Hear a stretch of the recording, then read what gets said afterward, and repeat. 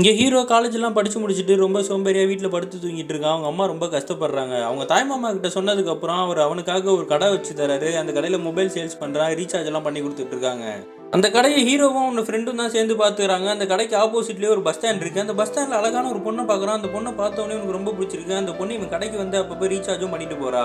அந்த பொண்ணுகிட்ட ஹீரோ பேச ட்ரை பண்றான். ஆனா ரொம்ப கூச்ச சுபாவமா இருக்கான். அந்த பொண்ணு பின்னாடியே ஒருத்தன் சுத்திக்கிட்டே இருக்கான். அவனும் அப்பப்போ இந்த கடைக்கு வந்து ரீசார்ஜ் பண்ணிட்டு நானும் அந்த பொண்ணை லவ் பண்றோம். நைட்லாம் நாங்க ஃபோன் பேசுவோம்னு சொன்ன உடனே ஹீரோ அவனை டென்ஷன் ஆகி அடிக்கலாம்னு தான் யோசிச்சுட்டு இருக்கான்.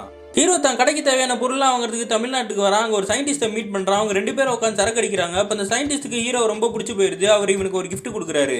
அது ஒரு சாஃப்ட்வேர்ல இருந்து மொபைல் நம்பருக்கு மெசேஜ் அனுப்பிச்ச உடனே அவங்க நம்பரை வந்து நம்ம ஹேக் பண்ணிடலாம். அதுல இருந்து அவங்க பேசுறதெல்லாம் கேட்டுக்கிட்டு இதுல டாக்னு ஒரு பட்டன் இருக்கு. அதை பிரஸ் பண்ணா அவங்க நடுவுல கிராஸ் டாக்கும் பண்ணி பேசலாம். இவங்க கடைக்கு ஒரு சின்ன பையன் மொபைல் வாங்க வந்திருக்கான். அப்போ ஒரு காலேஜ் ப்ரொஃபசர் வந்து அந்த சின்ன பையனை இந்த வயசுல எனக்கு மொபைலான்னு சொல்லி திட்டி அனுப்பி விட்டுறாரு. ஹீரோ அவர் மொபைலுக்கு சாஃப்ட்வேர் அனுப்பிச்சு விட்டு நைட் ஹேக் பண்ணி பார்த்தா நைட் அந்த ஆள் ஃபுல்லா ஒரு பொண்ணுங்கிட்ட எல்லாம் செக்ஸ் சாட் பண்ணிட்டு இருக்கான். டாக் பட்டன் அமைக்கி அந்த ப்ரொஃபசரை கலாச்சி விட்டுறான். அதுக்கப்புறம் ஹீரோயின் மொபைலுக்கும் அந்த சாஃப்ட்வேரை ஏற்றி விட்டு நைட்ல அந்த பொண்ணு பேசுறதை கேட்கறான். அந்த பொண்ணுக்கு வந்து அவங்க அப்பா அம்மா டிவோர்ஸ் ஆயிருந்திருக்கும். அந்த பொண்ணு அதை நினைச்சு அழுதுட்டு இருக்கும்போது ஹீரோக்கு அந்த பொண்ணை ரொம்ப பிடிச்சி போய் தினமும் அந்த பொண்ணு பேசுறதெல்லாம் கேட்டுக்கிட்டு இருக்கான்.